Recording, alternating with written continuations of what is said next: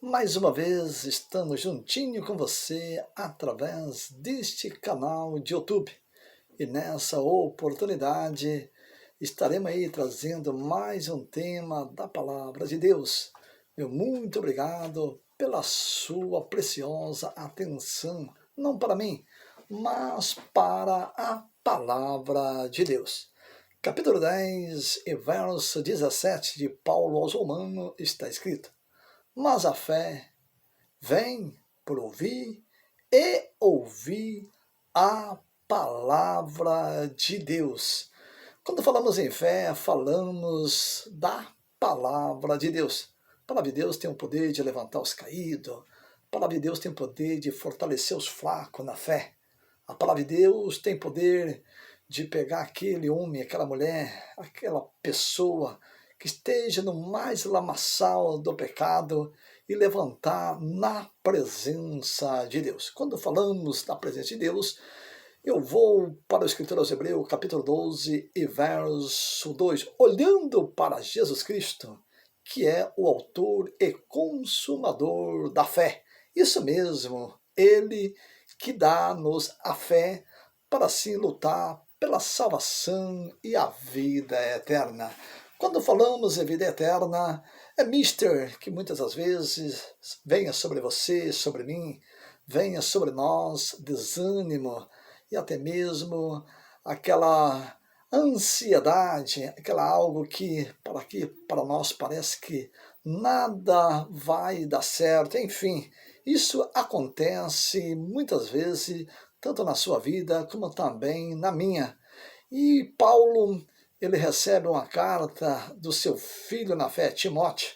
Bem sabemos que Paulo, ao passar pela cidade de Éfeso, ali ele deixou esse jovem, mas uma responsabilidade ele tinha muito grande em sua vida. E bem sabemos que na cidade de Éfeso havia umas mulheres que a qual não queria sim se sujeitar à autoridade pastoral desse jovem Timóteo. E também eram as mulheres nécia, que a qual vivia segundo a carne e não queria viver segundo o Espírito. E Paulo recebe uma carta de Timóteo, e Timóteo estava bem desanimado, bem abatido, a ponto até mesmo de parar na caminhada. Mas Paulo, ele sendo um evangelista, sendo conhecedor, não que estivera com Jesus Cristo como os demais apóstolos, mas porém ele escreve uma carta dizendo: combati um bom combate, acabei a minha carreira e guardei a minha fé. Desde agora está preparado a coroa da justiça, que o justo juiz me dará, não somente para mim, mas para todos quanto amam e guardam a vinda do Senhor Jesus Cristo. Capítulo 4, verso 7, verso 8, da segunda epístola do apóstolo Paulo a Timóteo está esta passagem. Deus abençoa pela sua fé. Continua lutando, continua perseverando. E nessa oportunidade, nós vamos trazer aqui uma polêmica. Meu carinho, meu respeito em especial a você que ministra a palavra de Deus. Meu muito obrigado por você estar juntinho conosco através desse canal, assim compartilhando as bênçãos de Deus através desse tema importantíssimo que assim nos ilumina no dia a dia que nós estamos vivendo, para assim crermos mais em Jesus Cristo. Nós vamos falar hoje acerca do arrebatamento. Vai ter salvação após o arrebatamento da igreja? O que diz a Bíblia acerca desse assunto? Quem é que se salvará após o arrebatamento? Se a igreja subir e eu ficar, terá salvação para mim? Eu vou conseguir me salvar? Esse assunto é um assunto polêmico. Muitos teólogos, muitos estudiosos da Bíblia, ele pega o capítulo 7, verso 1 de Apocalipse, finalizando o verso 4, e adentra, mas devemos observar um detalhe muito importante. Capítulo 11, verso 25, do livro de Paulo aos Romanos, assim está escrito: não quero que ignorei esse segredo, e presumai de vós mesmos que, em parte, veio o endurecimento para Israel, até que haja a plenitude do gentil. A igreja, na verdade, ela tem que sair para vir a salvação para Israel e para a sua linhagem. Isso mesmo. Mas não é o tema deste estudo, não. Mas eu posso dar um ênfase para nós entender. Devemos observar que a igreja tem que sair para que assim venha a salvação para os 144 mil das 12 tribos de Israel. Agora observe um detalhe. A igreja, ela sai deste mundo. Devemos observar um detalhe muito importante, que saindo a igreja, a porta da graça se fecha. Porque quem é que convence o homem? Quem é que convence a mulher? Quem é que convence a criatura humana? É o Espírito Santo da verdade. Capítulo 16, verso 13 do Evangelho de São João. No capítulo 3, verso 16 da primeira carta aos Coríntios, vós sois o templo de Deus e a morada do Espírito Santo. O Espírito de Deus é ele que vai fazer a transformação da igreja, de um corpo corruptível num corpo incorruptível e entregar nas mãos de Jesus Cristo. Agora observe o detalhe. Saindo a igreja, sai também o Espírito Santo de Deus. Agora, presta atenção, saindo o Espírito Santo de Deus, quem é que fica neste mundo? Devemos observar um detalhe muito importante. Capítulo 4, verso 1 da primeira epístola do apóstolo João está escrito: ora, amado, provai e vede se os Espíritos são de Deus, porque muitos falsos profetas têm estado entre nós. O verso 5, do mundo são e o mundo os ouve. Olha aí, isso está falando de pessoas que estão no pecado, porém o mundo ouve ele falar. Isso não é o tema original, mas eu estou dando ênfase para você entender, para nós entender o porquê desse assunto polêmico acerca se vai haver salvação após o arrebatamento da igreja para aqueles que ficar. Observe um detalhe muito importante, verso 6 e verso 7, do mesmo capítulo 4 da primeira epístola do apóstolo João, está escrito: nós somos de Deus. Quem é de Deus, ouve-nos. Quem não é de Deus, não nos ouve. Assim sabemos o espírito do erro e o espírito da verdade. O espírito da verdade, ele vai sair. Isso mesmo. Agora, observe um detalhe muito importante. Se com o Espírito Santo de Deus aqui, eu não vou conseguir me salvar, agora imagina após a igreja sair e eu ficar, se haverá salvação para mim. Devemos observar um detalhe muito importante. Só há um mediador entre Deus, entre os homens e Deus, a saber, Jesus Cristo, o homem. Capítulo 2 e verso 5 da primeira epístola do apóstolo Paulo ao Timóteo. Olha só. Só que esse mediador, que é Jesus Cristo, ele sai da direita do Pai e vem receber a igreja. Agora, capítulo 14, verso 6 do Evangelho de São João, Jesus disse: em verdade eu vos digo que ninguém, olha só, vem ao Pai a não ser por mim. Claro, hoje, venhamos, você peca, eu peco, nós pecamos, há um advogado perante Deus, que é Jesus Cristo. Capítulo 2, verso 1 da primeira epístola do apóstolo João, a parte B desse versículo. Agora, observe o detalhe. Se há um advogado perante Deus, que é Jesus Cristo, eu hoje tenho a oportunidade de entrar no céu. Eu tenho a oportunidade de, antes de expirar, antes de morrer, na ânsia da morte, pedir perdão e ser perdoado a minha alma descansar no paraíso. Agora observe um detalhe. A igreja é entregue nas mãos de Cristo. À direita do Pai não vai ficar ninguém, de Deus não vai ficar ninguém. Agora, um detalhe importantíssimo, você, eu, nós temos que estar consciente.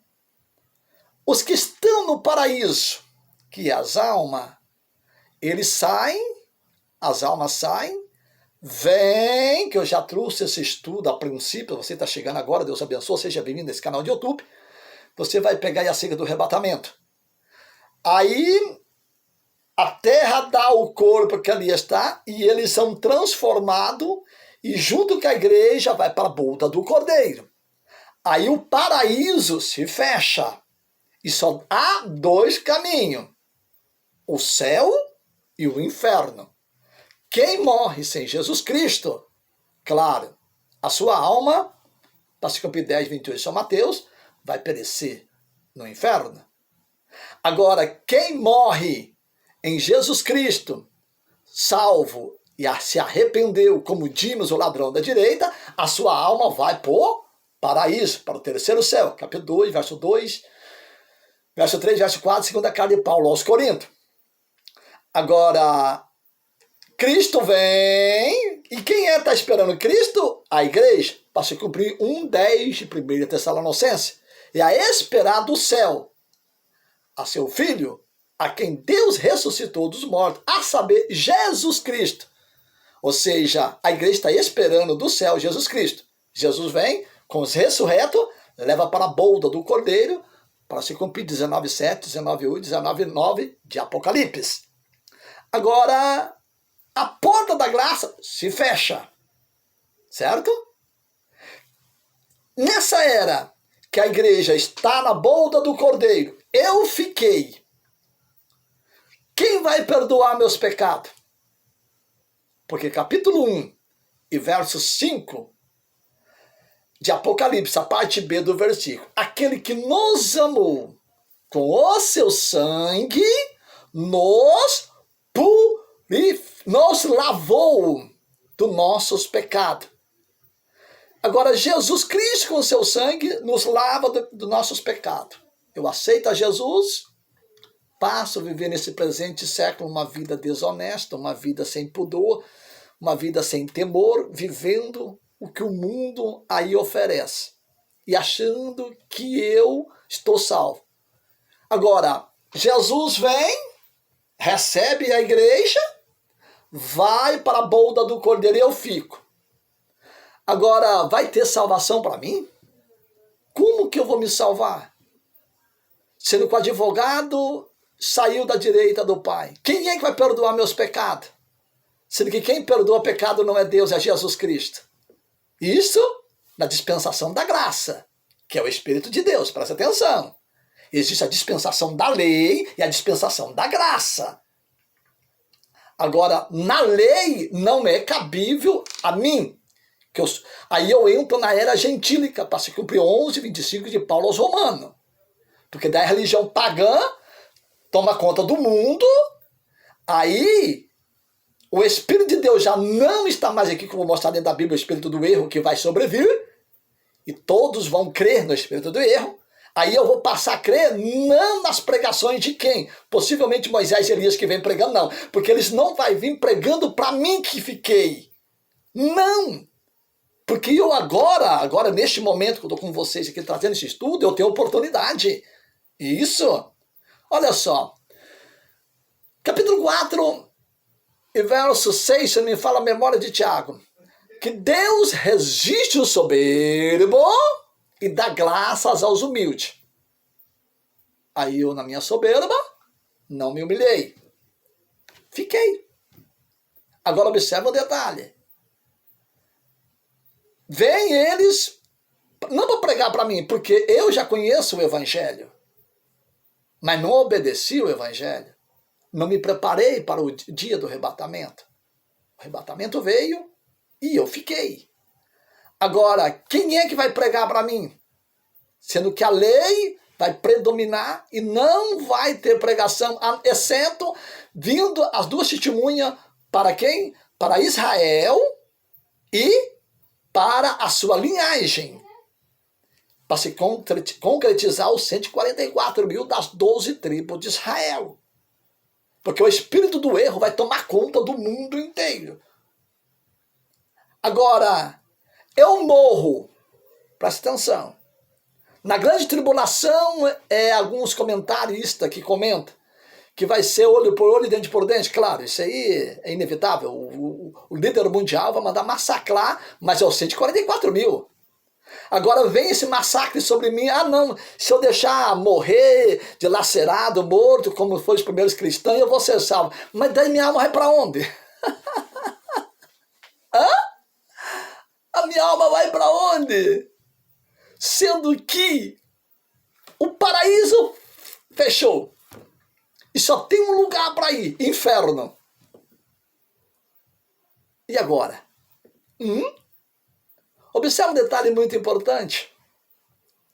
Eu vou para a segunda carta de Paulo aos Tessalonicenses. Olha só o que diz aqui, no capítulo 2, e vou pegar aqui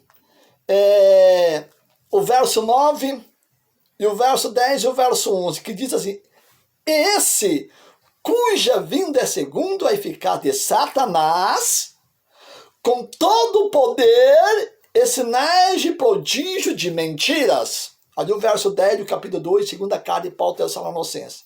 E com todo o engano da injustiça, para os que perecem, porque não receberam o amor da verdade para se salvarem. É o caso do dia cotidiano que nós estamos vivendo. Ninguém quer a pregação da verdade. Ninguém quer aceitar a realidade de como é o Evangelho de Cristo. E querer viver segundo o Evangelho de Cristo. Mas querem viver segundo a ordenança de homens. Corruptos, mulheres corruptas, que abrem portas largas, adentram e querem viver. Se nessa era não se salvarem, como que vão se salvar após o arrebatamento da igreja? Olha só o verso 11 para concretizar isso que nós estamos falando. Do mesmo capítulo 2 de 2 Tessalonicenses. E por isso, olha só, Deus lhe enviará a operação do erro para que creiam a mentira. Se hoje, amados, a igreja está crendo em muitas mentiras. Eu estou falando da igreja. De homens mentirosos. Desculpa, não estou aqui para ofender a moral nem de A nem de B. Mas implantando as coisas terrenas. E a igreja está, sabe? Assim, aquela ansiedade das coisas terrenas. Agora imagina após o arrebatamento da igreja. O Espírito de Deus não vai estar mais aqui.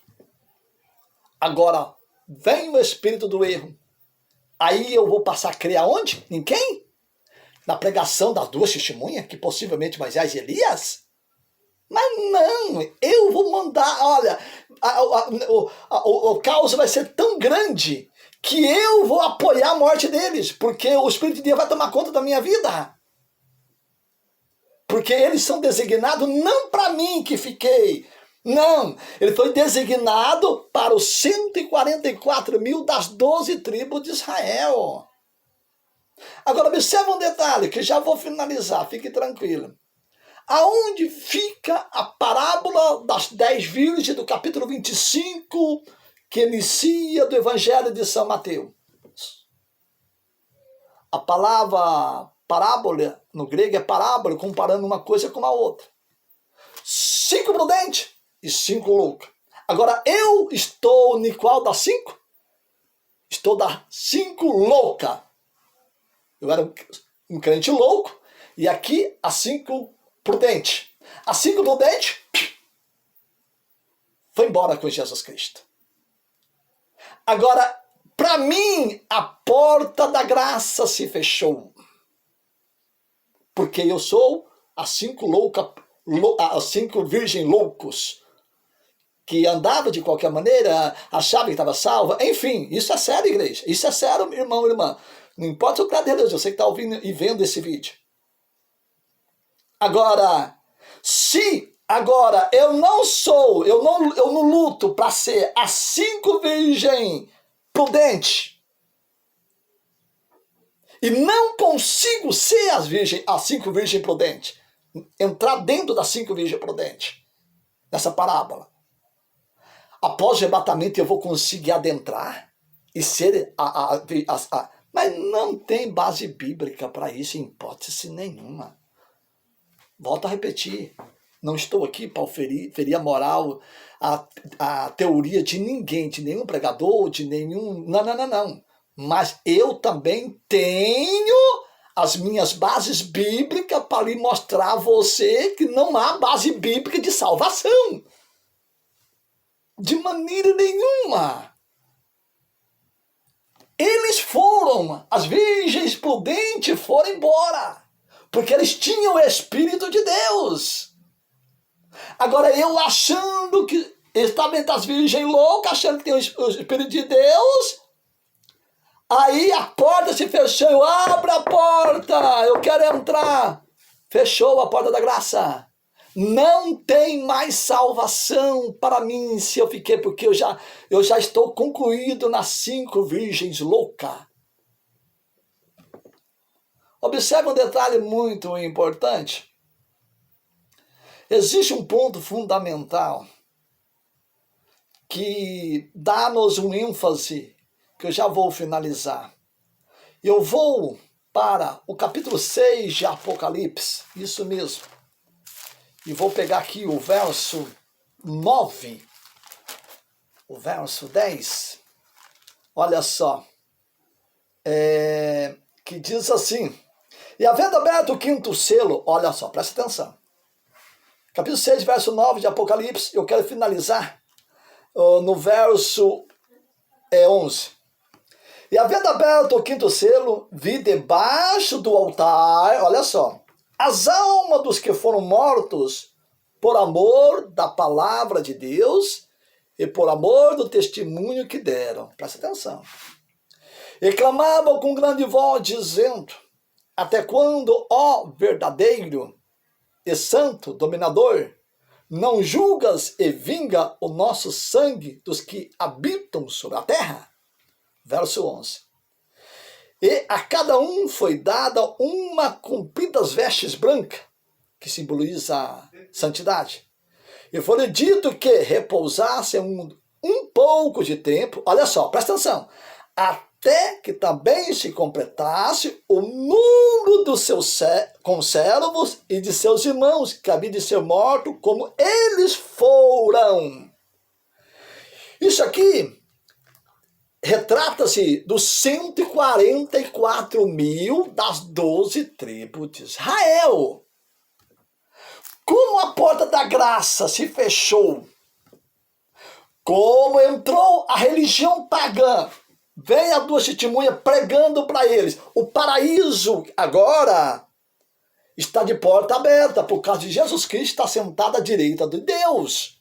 Morreu, se arrependeu dos seus pecados, morreu convertido, a alma vai para o paraíso, não vai debaixo do altar de Deus. Agora, eles ressuscitam, fechou, o paraíso fechou. Agora, como a alma desses aqui não pode ir para o inferno, então a alma deles vão ter aonde? Debaixo do altar. Isso aqui, posso dizer para você que não é literal. Por que não é literal? Porque a alma não fala. Não.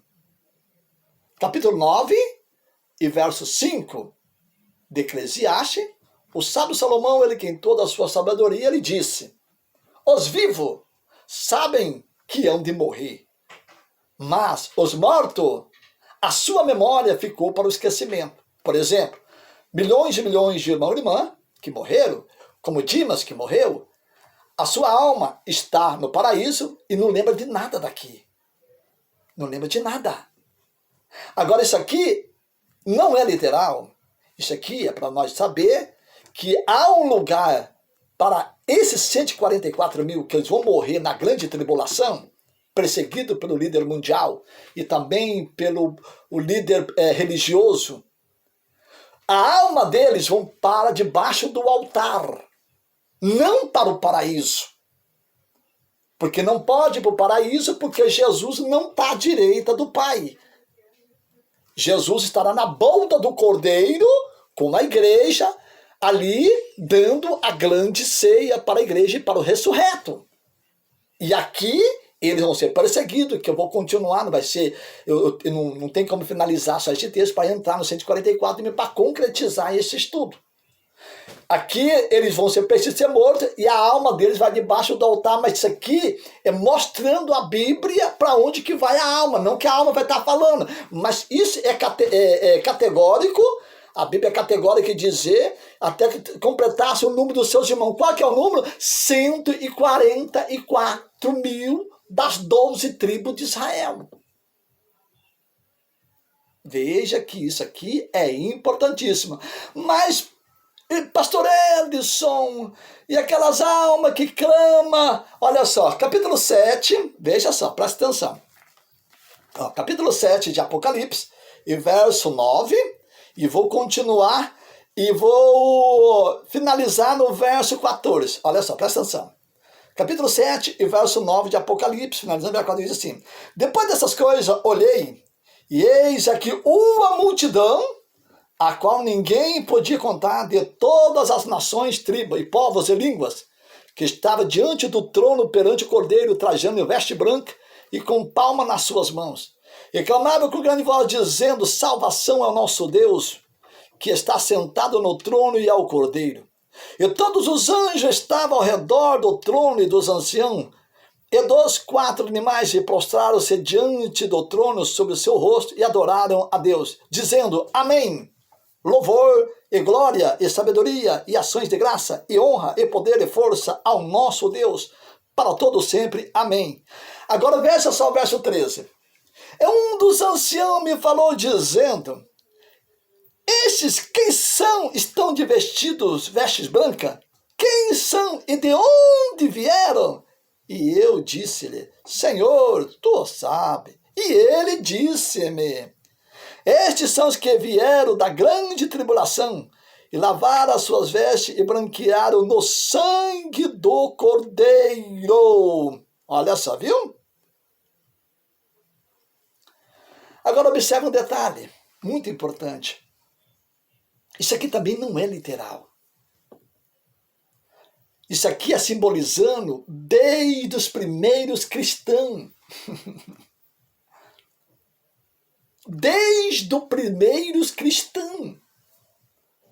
Não é que depois do arrebatamento, eu adentro dentro desse versículo 9 do capítulo 7, finalizando o verso 13, concluindo o verso 14 do capítulo 7 de Apocalipse.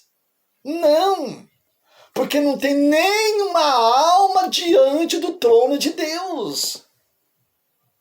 Só para você ter uma noção, vou dar um ênfase em cima para você entender. Isso aqui não pode ser literal, porque as almas, elas estão no paraíso, então não tem alma diante do trono de Deus, do Cordeiro. Não tem. O Cordeiro, que é Jesus Cristo, estará na boca do Cordeiro. E agora, neste momento, não tem ninguém, não tem nenhuma alma diante do trono de Deus, adorando a Deus. Estão descansando. E após o arrebatamento, a mesmo ponto importantíssimo, também não vai ter nenhuma alma diante do trono de Deus adorando a Deus. Devemos observar esse detalhe muito importante, que o arrebatamento ele vai acontecer sim. Agora, eu morro, eu não estou concluído aqui. A minha alma não está concluída aqui. A minha alma, ela vai para onde? Para o inferno. Ela não vai para debaixo do altar de Deus, não. E isso aqui concretiza toda a era, de todo o tempo, essa multidão, que a qual eles vieram da grande tribulação, desde que foi cerca de 312 anos a perseguição após Jesus Cristo, 312 anos sendo perseguido, ela só se cessou quando no ano 312 Constantino some o Império Romano e a sua esposa Mafalda aceita Jesus Cristo, ele vence o seu sucessor que estava lutando pelo trono de Roma, certo? Ele vence na ponte chamava Melverley, aí ele cessou a perseguição, a mortalidade cessou ali. Mas aí, essas almas, elas não estão diante do trono. Isso aqui não é literal, isso aqui é simbolizando a vitória daqueles que foram perseguidos na grande tribulação até aos 144 mil. Isso não é cabível a mim. Não. De maneira nenhuma. Não cabe a mim. Se eu ficar... Aí eu vou ser morto, dilacerado, das 10 vídeos, as 5 louca, não, vou morrer. Ei, não há base bíblica para isso, tá bom? Infelizmente, falta-nos muito conhecimento e muita sabedoria acerca de alguns assuntos polêmicos, e um deles é como esse. Na verdade, teorias são teoria. E versículos isolados são versículos isolados. Agora, capítulo 7, verso 1 de Apocalipse, finalizando o verso 8, fala sobre as 12 tribos de Israel. Tem versículos, esses versículos, cabível é as 12 tribos de Israel. Não entro eu, não entra aqueles que ficou, que nessa era pode se salvar e ficou dentro desses versículos que é cabido capítulo 7 de Apocalipse, finalizando o verso 8. Não, esses são exclusivos aos 144 mil, formando as 12 tribos de Israel. Que Deus vos abençoe. Jesus está voltando. Quem subir, subiu. Quem ficou, esquece. Porque está muito difícil. É uma era, a pior era que nós estamos vivendo. É essa era do século XXI. A igreja tem que se despertar. Quando fala igreja, está falando de mim porque eu também sou a igreja. E nós não podemos ser a virgem louca. Não. 14:9 de Provérbio. Sabe Salomão, ele que em toda a sua sabedoria diz: os loucos zombam do pecado. Quem são os loucos? As virgens loucas. Pecam e andam. Não, porque na grande tribulação eu vou ter salvação. Esquece. Só para vocês terem uma noção, eu quero já finalizar, vou finalizar com esse versículo que me fez me lembrar. Segunda carta do apóstolo,